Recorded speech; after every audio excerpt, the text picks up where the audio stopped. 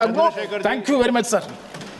धन्यवाद सभापति जी कि आपने मुझे औद्योगिक संबंध संहिता संशोधन विधेयक 2026 पे मेरी बात रखने का मौका दिया। किसी को क्या बताएं कितने मजबूर हैं हम, बस इतना समझ लीजिए मजदूर हैं हम। सभापति जी, मजदूर का पसीना सूखने से पहले उसको उसकी मजदूरी मिल जाए, ये बहुत महत्वपूर्ण है।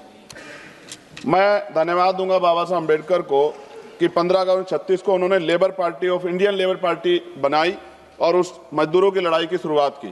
1942 में वो जब लेबर मिनिस्टर थे तो 12 घंटे से घटा के 8 घंटे काम किया, महिलाओं के लिए मातृत्व लाभ दिया और लेबर के जो सामाजिक सुरक्षा थी वो दिलाने का काम किया। अब मैं बिल पे आता हूं सभापति जी। कहा जा रहा है केवल एक तकनीकी संशोधन है, लेकिन जब बात श्रमिकों के अधिकारों, औद्योगिक संतुलन और करोड़ों परिवार के भविष्य की आएगी तब कोई संशोधन केवल तकनीकी नहीं होता है, हर शब्द का असर होता है, हर प्रावधान का परिणाम होता है। महोदय, वर्ष 2020 में सरकार ने 29 श्रम कानूनों को 4 श्रम संहिताओं में समाहित किया था। उस समय विपक्ष ने कहा था कि सुधार के नाम पर श्रमिकों की सुरक्षा कमजोर ना हो जाए।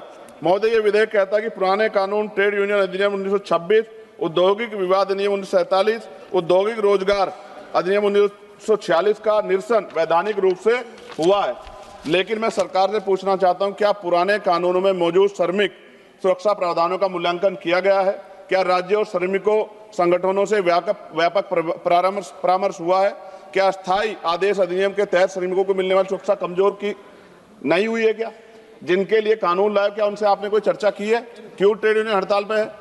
सभापति जी, औद्योगिक संबंध संहिता 2020 के तहत 300 तक कर्मचारी वाले प्रतिष्ठानों को छटनी और तालाबंदी के लिए पूर्व अनुमति की आवश्यकता से मुक्त कर दिया गया। पहले ये सीमा 100 थी।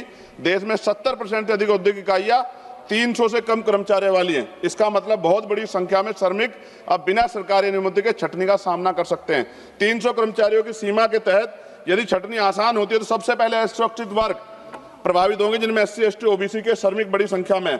मेरे संसदीय क्षेत्र नगीना में विश्व प्रसिद्ध लकड़ी नक्काशी उद्योग के लिए जाना जाता है। वहाँ हजारों कारीगर छोटे उद्योगों में काम करते हैं। सभापति जी, श्रमिक व पारंपरिक हुनर से जुड़े इस परिवार इस कानून से प्रभावित होंगे। हमारे क्षेत्र की अधिकांश इकाइयां 50 से 250 इकाइयों कर्मचारियों के बीच हैं। यदि 300 की सीमा के तहत छटनी की अनुमति बिना पूर्व स्वीकृति के दी जाती है तो इन छोटे उद्योग में कार्यरत श्रमिकों की नौकरी की सुरक्षा पर सीधा असर पड़ेगा।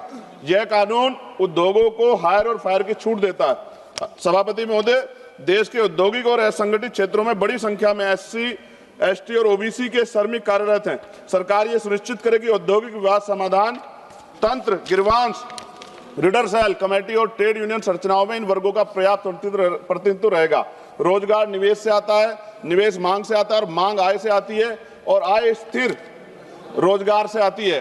सभापति महोदय, हम सुधारों के विरोधी नहीं हैं, हम अस्पष्टता के विरोधी नहीं हैं, लेकिन हम ये चाहते हैं कि श्रमिकों के अधिकार सर्वोपरि हो, रोजगार सुरक्षा सुनिश्चित हो, यूनियन की स्वतंत्रता बनी रहे, राज्यों की भूमिका सम्मानित हो। नगीना के कारीगर केवल मजदूर नहीं है, वे हमारी सांस्कृतिक विरासत के संरक्षक हैं। उनके हाथों की कारीगरी भारत की पहचान है। यदि औद्योगिक कानूनों में बदलाव से उनके रोजगार में स्थिरता प्रभावित होगी तो यह केवल आर्थिक नहीं, सांस्कृतिक क्षति भी होगी। सभापति महोदय, खत्म करते हुए, यदि सरकार वास्तव में श्रम सुधार को समावेशी बनाना चाहती है तो यह सुनिश्चित करना होगा कि SC, ST और OBC श्रमिकों को सामाजिक सुरक्षा, बीमा, पेंशन और न्यूनतम वेतन का पूर्ण संरक्षण मिले। सभापति महोदय, अगर हम उनके साथ होने वाले अन्याय पे लड़ने का अधिकार ही छीन लेंगे तो फिर कैसे वो अपनी बात को कह पाएंगे? हम भी जब यहाँ में मौका नहीं मिलता है, कोई बात होती तो हम भी तो विरोध करते हैं ना। आप विरोध का अधिकार छीन के इतना समय लागू कर देंगे तो सर पूंजीपति तो मार देगा ना उनको। क्या सरकार पूंजीपतियों के बारे में सोचेगी या करोड़ों मजदूरों के जिनके कंधों से देश बना? इसलिए मैं आपसे आग्रह करता हूं, मैं इसको अपोज करने के लिए खड़ा हुआ हूं और मैं आपके माध्यम सरकार से आग्रह करता हूं इसमें उचित संशोधन करे जिससे कि श्रमिकों का नुकसान ना हो, उनके साथ अन्याय ना हो। धन्यवाद। जय भीम, जय भारत। अब्दुल राशिद जी।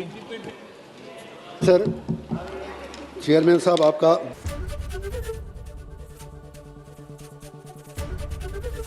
ABP गंगा, खबर आपकी, जुबान आपकी।